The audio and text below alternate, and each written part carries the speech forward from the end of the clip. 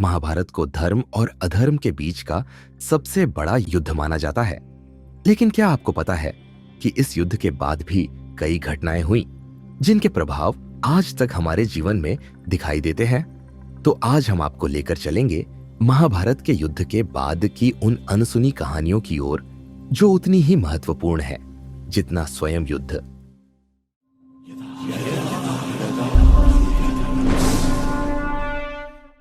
18 दिनों के लंबे और विनाशकारी युद्ध के बाद पांडव जीत के करीब थे, लेकिन दुर्योधन अभी जीवित था। अपनी जान बचाने के लिए वह जलाशय में छिप गया। पांडवों ने उसे ढूंढ निकाला और भीम ने उसे युद्ध के लिए ललकारा। दोनों में भयंकर गदा युद्ध हुआ। दुर्योधन बहुत कुशल योद्धा था और भीम उसे हराने में असमर्थ लग रहे थे। तभी श्री कृष्ण ने संकेत दिया, उसके जांघों पर वार करो। भीम ने अपनी पूरी ताकत से दुर्योधन की जांघों पर प्रहार किया। दुर्योधन जमीन पर गिर पड़ा, लेकिन उसकी मृत्यु नहीं हुई। मरने से पहले उसने अश्वत्थामा को बुलाया और उससे प्रतिशोध लेने को कहा। अपने पिता द्रोणाचार्य की मृत्यु से व्यथित और क्रोध में भरकर अश्वत्थामा ने प्रतिशोध लेने का निर्णय लिया। उसने रात के अंधेरे में पांडवों के शिविर पर हमला किया। शिविर में सोए हुए लोगों को पांडव समझकर उसने उनकी हत्या कर दी। सुबह होते ही उसे पता चला कि उसने पांडवों को नहीं बल्कि उनके 5 पुत्रों और शिविर में मौजूद निर्दोष सैनिकों को मार डाला था। इस भयानक कर्म से अश्वत्थामा का हृदय पश्चाताप और क्रोध के द्वंद्व में उलझ गया। उसने ब्रह्मास्त्र का प्रयोग कर पांडवों का विनाश करने की ठानी, लेकिन भगवान कृष्ण ने उसकी योजना को विफल कर दिया और अश्वत्थामा को अभिशाप दिया कि वह अनंत काल तक अपनी करनी का फल भोगेगा। युद्ध के 36 वर्षों बाद पांडवों ने अपना राजपाट अपने पोते परीक्षित को सौंप दिया और स्वर्ग की यात्रा पर निकल पड़े। लेकिन यह यात्रा आसान नहीं थी। पहले द्रौपदी गिरी, वह स्वर्ग तक नहीं पहुंच सकी। फिर नकुल और सहदेव अपने रूप और ज्ञान के अहंकार के कारण गिर पड़े।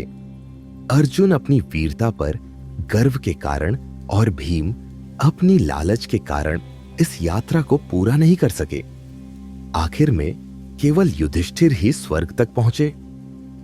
पांडवों के जाने के बाद परीक्षित का शासन शुरू हुआ, लेकिन तब तक कलयुग का प्रभाव धरती पर दिखने लगा था। एक दिन परीक्षित ने देखा कि एक बैल जो धर्म का प्रतीक था केवल एक पैर पर खड़ा है।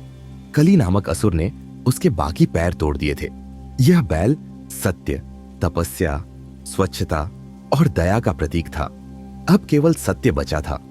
परीक्षित ने कली को केवल 5 स्थानों पर रहने की अनुमति दी: जुआ, शराब, अनैतिकता, हत्या और सोने में।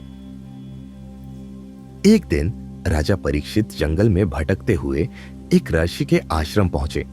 ऋषि गहरे ध्यान में थे और उन्हें परीक्षित के आगमन का पता नहीं चला। क्रोध में परीक्षित ने ऋषि के गले में एक मृत सांप डाल दिया।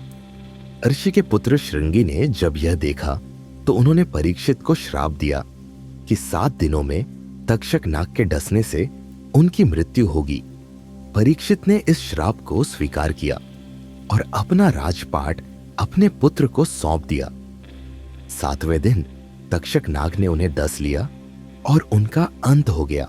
परीक्षित की मृत्यु से उनके पुत्र जन्मजय बहुत क्रोधित हुए।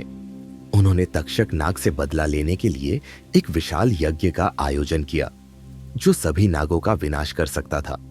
लेकिन तभी आस्तिक मुनि ने हस्तक्षेप किया और समझाया कि यह यज्ञ प्रकृति का संतुलन बिगाड़ सकता है। जन्मजय ने यज्ञ रोक दिया और इस दिन को नाग पंचमी के रूप में मनाया जाने लगा। महाभारत सिर्फ एक युद्ध नहीं था, यह धर्म और अधर्म, अच्छाई और बुराई और जीवन के अनिवार्य सत्य का प्रतीक है। जो घटनाएं उस समय हुई उनका प्रभाव आज भी हमारे समाज में दिखता है। जुआ, लालच, अहंकार और अधर्म के प्रतीक कलयुग में भी मौजूद है। दोस्तों, महाभारत हमें जीवन की सच्चाई और धर्म का मार्ग दिखाती है, लेकिन क्या हम इन सीखों को अपने जीवन में अपनाते हैं? आपके विचार हमें नीचे कमेंट में जरूर बताएं। अगर आपको यह वीडियो पसंद आया हो तो इसे लाइक करें, अपने दोस्तों के साथ शेयर करें और ऐसी ही रोचक कहानियों के लिए हमारे चैनल को सब्सक्राइब करें।